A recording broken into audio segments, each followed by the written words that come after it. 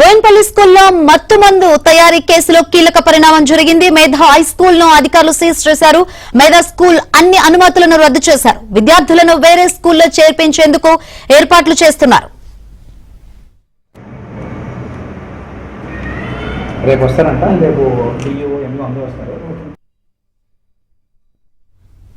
మేధా స్కూల్ 6వ అంతస్తులో ఆల్ఫాజోలం తయారీ యూనిట్ ఏర్పాటు చేశారని ఈగల్ టీం ఎస్పీ సీతారాం తెలిపారు.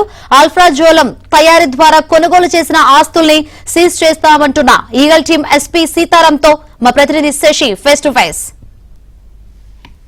బోయిన్పల్లిలో నిషేధిత మత్తు పదార్థం ఆల్ఫాజోలం తయారు చేస్తున్న స్థావరంపై ఈగల్ టీం అధికారులు రైడ్స్ నిర్వహించారు. ముగ్గురును అదుపులోకి తీసుకోవడంతో పాటు ₹1 కోటి విలువ చేసేటటువంటి ఆల్ఫాజోలం స్వాధీనం చేసుకున్నట్టుగా తెలుస్తోంది. గుట్టు చప్పుడు కాకుండా పిల్లలు చదువుకునేటటువంటి స్కూల్లో ఈ ఆల్ఫాజోలం కొంతకాలంగా తయారు చేస్తున్నట్టు ఇప్పటికే ఈగల్ టీం గుర్తించింది. అయితే ఈ రైడ్స్ లో భాగంగా ఏమేమి గుర్తించారు, ఎంతకాలంగా ఈ ఆల్ఫాజోలం తయారు చేస్తున్నటువంటి స్థావరం కొనసాగుతుంది, బాధ్యులు ఎవరు అన్న అంశాల గురించి మనతో మాట్లాడడానికి ఈగల్ టీం ఎస్పీ సీతారాం ఉన్నారు. ఆయనతో మాట్లాడదాం. సార్ చెప్పండి సార్, అసలు ఈ అంశంపై మీకు సమాచారం ఎలా అందింది? అసలు ఎంతకాలంగా నిధులు ఈ స్థావరాన్ని ఏర్పాటు చేసుకుని మత్తు పదార్థాలైన ఆల్ఫాజోలం తయారు చేస్తున్నారు? ఇతను బోయిన్పల్లి ఓల్డ్ బోయిన్పల్లిలో మేధా స్కూల్ రన్ చేసే ఇతను జయప్రకాష్ గౌడ్.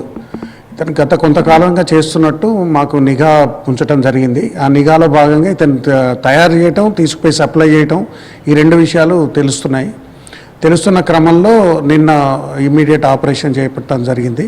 దాంట్లో ఇతను 3.5 కేజెస్ అల్ఫాజోలం తీసుకుపోయి మహబూబ్నగర్లో సప్లై చేయడానికి అతను తీసుకుపోతుండగా, తరలించే ప్రయత్నం చేస్తుండగా మేము అతను పట్టుకున్న తర్వాత ఆశ్చర్యకరమైన విషయం ఏంటంటే అతను తయారు చేసేది ఆ స్కూల్లోనే పై ఫ్లోర్లో తయారు చేస్తున్నాడు. పై ఫ్లోర్లో అల్ఫాజోలం 4 స్టేజెస్లో చేస్తున్నాడు.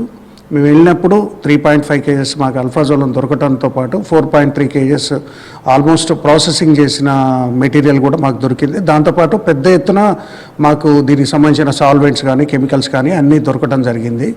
ఇతను 9 సంవత్సరాలుగా ఈ స్కూల్ రన్ చేస్తున్నాడు బోయిన్పల్లిలో.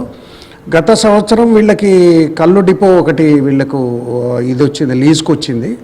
ఆ లీజ్కి వచ్చినప్పుడు ఆ లీజ్కి అనవసరంగా ఎందుకు బయట నుంచి కొనుక్కురావాలనే ఉద్దేశంతో, మార్కెట్లో అల్ఫాజోలం వాల్యూ ఎక్కువ ఉంది, చాలా కాస్ట్ ఎక్కువ ఉందనే ఉద్దేశంతో దాన్ని సొంతంగా తయారు చేయడానికి ఒక ఫార్ములా ఒకటి తీసుకొని ఆ ఫార్ములాతోని అతను నెమ్మదిగా స్టార్ట్ చేసి గత 9 నెలలుగా చేస్తున్నట్టు మాకు రూఢీస్ క్లియర్ ఇది వచ్చింది.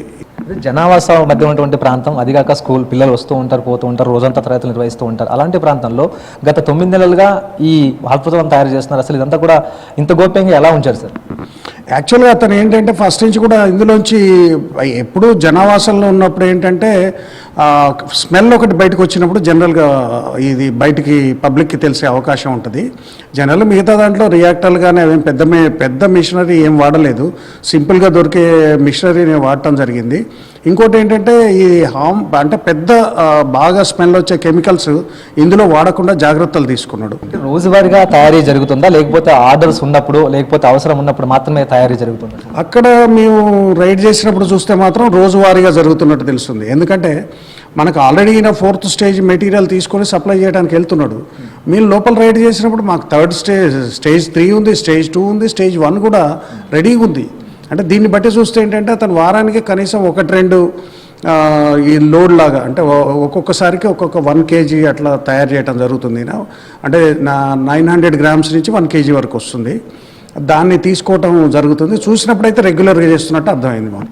ఇది మొత్తానికి ఓల్డ్ బోయిన్పల్లిలో ఆల్ఫాజోలం తయారు చేస్తున్న అంశంలో జయప్రకాష్ గౌడ్ కీలకంగా ఉన్నారు. ఇక్కడ తయారైనటువంటి ఆల్ఫాజోలంని మహబూబ్ నగర్ లాంటి ప్రాంతాలకు తరలిస్తూ సొమ్ము చేసుకుంటున్నటువంటి సందర్భం. అయితే ఈగల్ టీం రైడ్స్ చేసినటువంటి సందర్భంలో అప్పటికే తరలించడానికి సిద్ధంగా ఉన్నటువంటి 3.5 కిలోల ఆల్ఫాజోలంను కూడా సీజ్ చేశారు. ఇదే కాకుండా 9 నెలల నుంచి ఆల్ఫాజోలం జయప్రకాష్ గౌడ్ తయారు చేస్తున్నట్టుగా తెలుస్తోంది. సో ఇప్పటి వరకు కూడా ఆయన ఎంత మొత్తంలో ఆల్ఫాజోలం తయారు చేసి విక్రయించాడన్న అంశాల గురించి ఆరా తీస్తున్నామంటూ ఈగల్ టీం చెప్తోంది. మరోవైపు గతంలో ఆల్ఫాజోలం తయారు చేసినటువంటి వారిలో ఎలాంటి చర్యలు తీసుకున్నామో, వారి ఆస్తులు జప్తు చేయడం కావచ్చు, లేకపోతే మిగతా అంశాలు ఏ విధమైన చర్యలు తీసుకున్నామో అదే రకమైన చర్యలు జయప్రకాష్ గౌడ్ అంశాల్లో భాగంగా ఉంటాయంటూ ఇప్పటికే ఈగల్ టీం స్పష్టం చేస్తోంది. Over to studio.